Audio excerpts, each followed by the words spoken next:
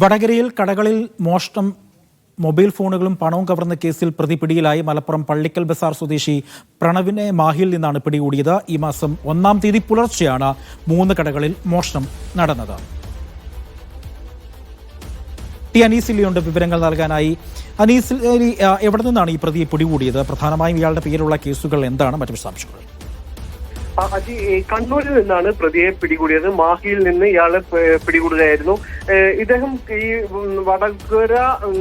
വടകരയിലെ എടോടി എന്ന സ്ഥലത്താണ് കടകളിൽ നിന്ന് മോഷണം നടത്തിയത്.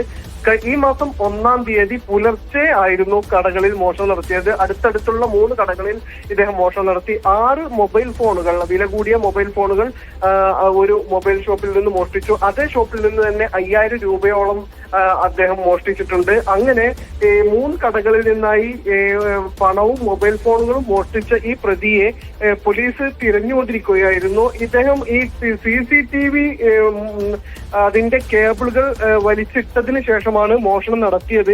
എന്നാൽ ഈ CCTV നശിപ്പിക്കുന്നതിന് മുമ്പുള്ള ദൃശ്യങ്ങൾ വെച്ചുകൊണ്ടാണ് പോലീസ് ഇയാൾക്കായി തെരച്ചിൽ നടത്തിയത്.